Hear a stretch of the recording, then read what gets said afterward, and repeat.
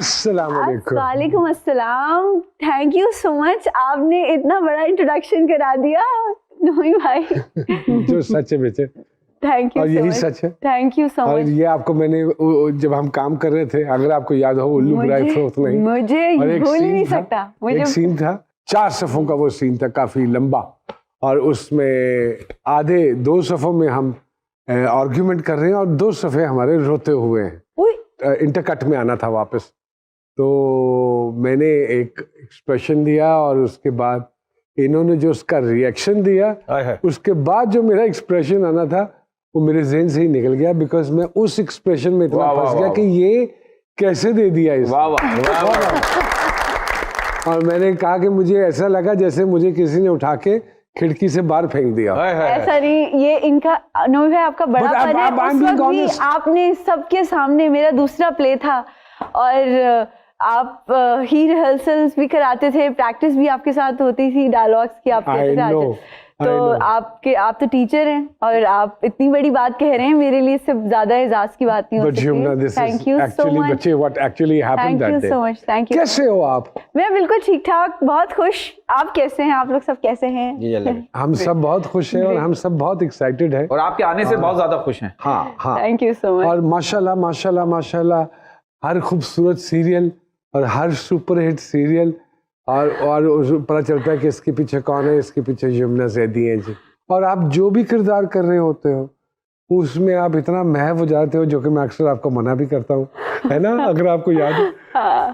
तो मैं आपको मना भी करता हूँ कि नर्व्स पे किरदार को नहीं संवारना। एक आर्टिस्ट के अंदर स्विच होना चाहिए ऑन ऑफ का, उस पे कंट्रोल होना चाहिए करके जाए। और अभी एक इनका मैंने बता रहा था वहाँ पर मेकअप रूम में कि इनका एक क्लिप बड़ा वायरल हुआ है बिरयानी का, जिसमें ये दुल्हन बनी हुई होती है शायद। इतना बिरयानी खाने में मजा नहीं आया जितना इनके मांगने पे मजा आया। तो वो बड़ा एंजॉय करते हैं यार। तो वो इतने सारे किरदारों को समेटना शुरू कर दिया है। What are you up to? What do you want to do?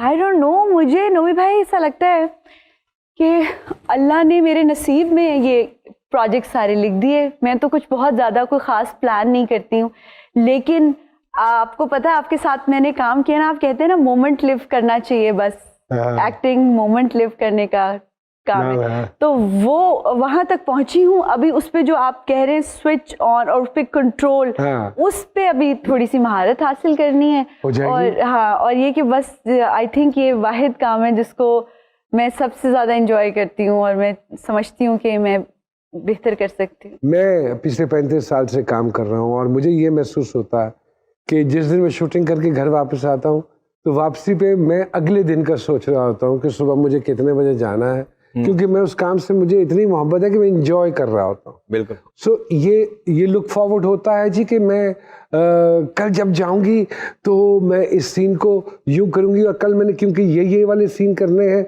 तो उनको मैं इस अंदाज से करना चाहूंगी। Do you plan it in the night? नहीं, मैं खैर आप तो इतना बेहतरीन, इसीलिए बेहतरीन है, आप तो इतना अच्छा करते हैं भाई कि मैं कहती हूँ आपके तो कोई बराबर भी कोई नहीं गुजर सकता, नीचे से बराबर भी नहीं गुजर सकता माशाल्लाह। और लेकिन अगर मैं अपनी बात करूँ नोमी भाई, तो मैंने दिन भर काम किया होता है तो मैं उसके बारे में सोचती हूँ, सीन आगे का नहीं सोचती, बस उसी वक्त जो मिलता है तो वो बस काम कर दिया।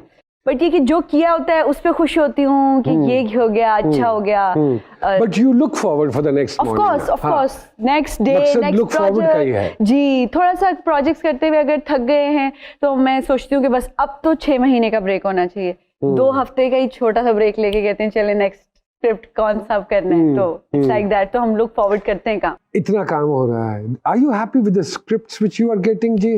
या जब आपको स्क्रिप्ट मिलता है और आप उसका मुताला इतना करते हो, और क्या आप उसको अपने तरीके से मॉडिफाई भी करते हो? पहले तो कोशिश करती हूँ कि ऐसा हो जो करने के काबिल हो, या मैं कर सकूं, या कैरेक्टर को मैं खुद ऐसा बनाने की कोशिश करती हूँ कि लाइकेबल हो, लोग मोहब्बत कर लें आसानी से। ये मुझे ट्रिक्स पता है कि मैं कैसे लोग पसंद कर सकते हैं मेरे कैरेक्टर को, तो वो उसमें मैं जरूर काम करती हूँ। वो हमने एक सीरियल किया था, डरसी जाती है शीला सामिया जी, फिर उसमें यमुना साहिबा की लाइनें नहीं थी हैं सच, बहुत सारे सीनों में सिर्फ ये खड़ी हैं और देख रही हैं, और बाकी गुफ्तगू हो रही है and she is there but she is there वाली सिनेरियो सिचुएशन। आप दोनों बॉर्न एक्टर हो, एक्टिंग करते नहीं हो जाती है आप दोनों से। तो अल्लाह बहुत मेहरबान है माशाल्लाह इस बच्ची पे भी। सिन्फ़े आहन। सॉरी।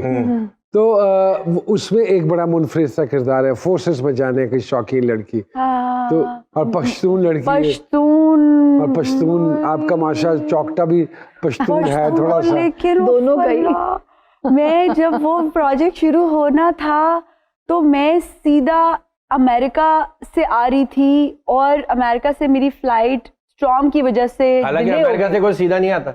नहीं आ भी सकते हैं। नहीं आपको, आपके अलावा बोल रहा हूँ, आप तो नहीं आपकी फ्लाइट सीधी भी। अब तो डायरेक्ट भी हो गई है। तो मुझे अच्छा मेरी फ्लाइट मिस हो गई, मैं लंदन एयरपोर्ट गई, उन्होंने कहा 10 घंटे का आपका वेट है। फिर मैंने एक और फ्लाइट पकड़ी, फिर मैं इस्लामाबाद से सीधी गुजरांवाला आई और वहां पे आके था कि पश्तून बोलना, जो कि कुछ नई तैयारी की हुई थी।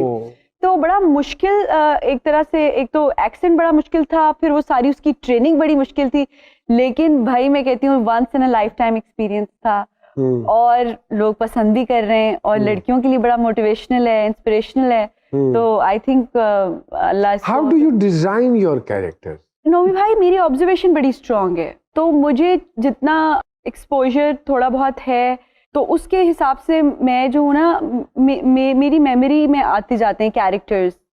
हर चीज, हर लोगों को इतना नोटिस करती रहती हूँ, तो वो फिर जो है ना फिर अपने कैरेक्टर्स में यूज करती हूँ। तो मुझे कैरेक्टर्स बनाना बेसिकली तो अच्छा है, इसलिए मैंने कैरेक्टर एक्टिंग में ही ज्यादा नाम बनाया। तो ये पश्तून जो लड़की का किरदार किया है, तो पश्तून लड़कियों से कभी मुलाकात हुई है? नहीं, लेकिन पठान जो वैसे जो हम कभी ड्राइवर्स भी हमें जो ड्यूटी पे होते हैं वो भी ना इस तरह नाश्ता माश्ता इस तरह के वर्ड्स और वो उनकी, तो वो बस मैंने पिक किए थोड़े बहुत इधर उधर। और मुझे ऐसा लगता है कि अगर वो कोई भी एक्सेंट पंजाबी हो जाए, कोई भी एक्सेंट जो अगर गलत बोला जाए ना, तो वो फिर एतराज करते हैं वो कौम बहुत ज्यादा जिनका वो होता है। जी बिल्कुल। सारे प्रोसेस में सबसे दिक्कत अमेज काम क्या था आपके लिए? बार बार यूनिफॉर्म्स चेंज करना। अच्छा। हमारी ऑलमोस्ट 4 से 5 तरह की यूनिफॉर्म्स थी, तो सीन्स हमारे ऐसे होते थे कि कभी हमें जो है वो तो कोई यूनिफॉर्म ड्रिल के अलग है जी, पीटी के अलग है, फिर मफ्ती एक होती है उसके वो अलग है, तो फॉर्मल यूनिफॉर्म्स अलग हैं। तो वो बार बार यूनिफॉर्म्स चेंज करना जो है ना वो बड़ा मुश्किल था। अदरवाइज ट्रेनिंग्स सही थी, हमारा स्टेमिना इतना बन गया था। कट्स एंड ब्रूजेस एंड बहुत हालतें खराब, मेकअप हम भूले हुए थे सब लड़कियां, कोई कुछ और सोचने का हमें नहीं।